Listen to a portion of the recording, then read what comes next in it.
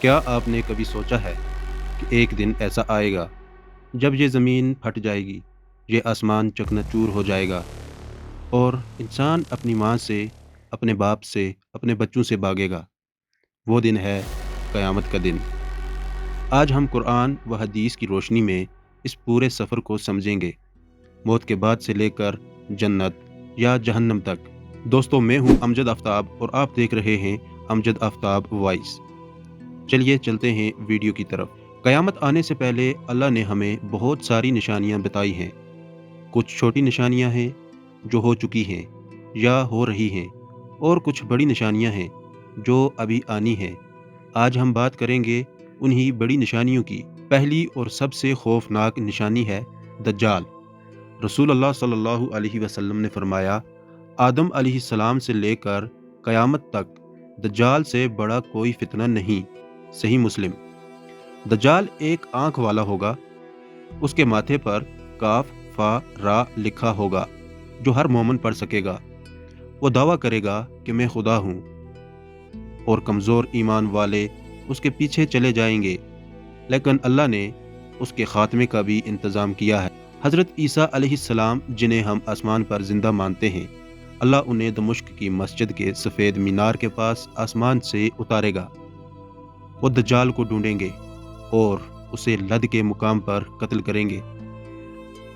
یہ وہ لمحہ ہوگا جب دنیا ایک بار پھر امن دیکھے گی، لیکن بس تھوڑی دیر کے لیے۔ اس کے بعد آئیں گے یاجوج اور ماجوج۔ قرآن میں اللہ تبارک و تعالیٰ فرماتے ہیں، یہاں تک کہ جب یاجوج ماجوج چھوڑ دیے جائیں گے اور وہ ہر اونچائی سے نکل پڑیں گے۔ سورہ انبیاء آیت 96۔ یہ لوگ اتنی تعداد میں ہوں گے کہ پہلے دستے جھیل تبریہ کا پانی پی جائیں گے، اور پچھلے دستے کہیں گے یہاں تو کبھی پانی ہوا ہوگا۔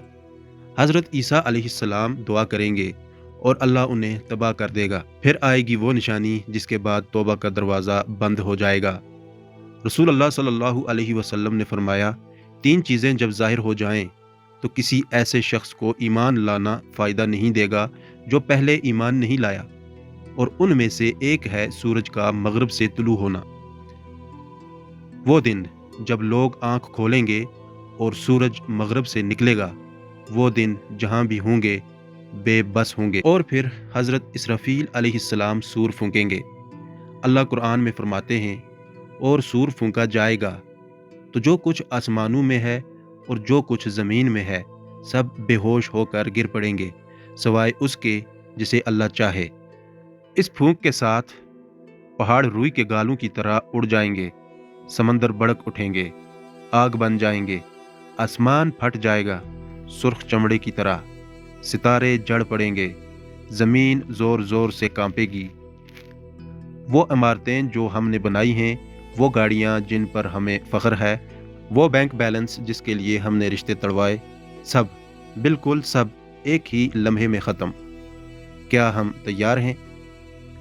40 سال یا 40 کے قریب خاموشی، کوئی آواز نہیں، کوئی حرکت نہیں۔ پھر اللہ حضرت اسرافیل علیہ السلام کو حکم دے گا اور دوسرا سور پھونکا جائے گا۔ اللہ تبارک و تعالیٰ فرماتے ہیں، پھر دوسری بار پھونکا جائے گا تو وہ سب کھڑے ہو کر دیکھنے لگیں گے۔ قبر کی مٹی پھٹے گی، ہڈیاں دوبارہ جڑیں گی، روحیں واپس آئیں گی، اور ہر انسان جو کبھی دنیا میں آیا، آدم علیہ السلام سے لے کر آخری انسان تک، سب ایک میدان میں جمع ہوں گے۔ رسول اللہ صلی اللہ علیہ وسلم نے فرمایا، لوگ میدان حشر میں اس طرح جمع کیے جائیں گے کہ ننگے پاؤں، ننگے بدن اور غیر مختون ہوں گے۔ سورج ان کے بالکل قریب ہوگا، اتنا قریب کہ پسینہ ان کے ٹخنوں تک، کمروں تک، کندھوں تک پہنچ جائے گا، اور کچھ لوگ اپنے ہی پسینے میں ڈوب جائیں گے۔ لیکن جو لوگ اللہ کے عرش کا سایہ پائیں گے وہ اطمینان میں ہوں گے۔ وہ 7 قسم کے لوگ جن کا ذکر حدیث میں ہے۔ پھر شروع ہوگا سب سے بڑا مرحلہ، حساب۔ ہر انسان کے ہاتھ میں اس کا اعمال نامہ تھما دیا جائے گا۔ اللہ فرماتا ہے، اور ہر انسان کا اعمال نامہ اس کی گردن میں لٹکا دیا ہے، اور قیامت کے دن ہم اس کے لیے ایک کتاب نکالیں گے جسے وہ کھلا ہوا پائے گا۔ سورہ بنی اسرائیل۔ جس کا نامہ اعمال دائیں ہاتھ میں دیا جائے گا وہ خوشی سے چلائے گا، آؤ میری کتاب پڑھو۔ اور جس کا بایاں ہاتھ میں، وہ کہے گا کاش مجھے میری کتاب نہ ملتی۔ دوستو، آج ہم جو بھی کرتے ہیں وہ لکھا جا رہا ہے، ہر لفظ، ہر عمل، ہر نیت فرشتے نوٹ کر رہے ہیں۔ پھر لگائی جائے گی میزان، اعمال کی ترازو۔ اللہ فرماتا ہے، اور قیامت کے دن ہم ٹھیک ٹھیک تولنے والے ترازو رکھیں گے، پھر کسی شخص پر کچھ ظلم نہیں ہوگا۔ سورہ انبیاء۔ رسول اللہ صلی اللہ علیہ وسلم نے فرمایا، میزان میں 2 کلمے بہت بھاری ہیں، سبحان اللہ و بحمدہ، سبحان اللہ العظیم۔ کتنا آسان ہے نا، بس 2 کلمے اور میزان میں بھاری، لیکن ہم وقت نکالتے ہیں ہر چیز کے لیے، بس انہی کلموں کے لیے نہیں۔ میزان کے بعد آئے گا پل صراط۔ یہ پل جہنم کے اوپر سے گزرتا ہے، بال سے زیادہ باریک، تلوار سے زیادہ تیز۔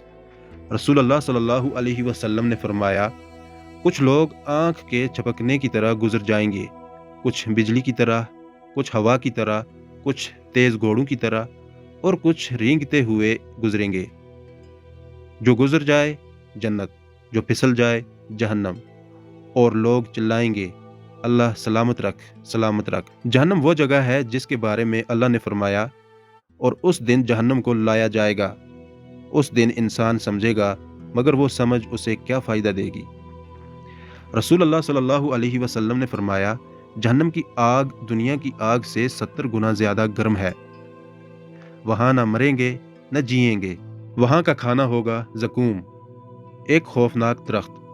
وہاں کا پانی ہوگا کھولتا ہوا۔ لیکن دوستو، اللہ نے جہنم ڈرانے کے لیے بتائی ہے، بچانے کے لیے، نہ کہ مایوس کرنے کے لیے۔ اور اب بات کرتے ہیں جنت کی۔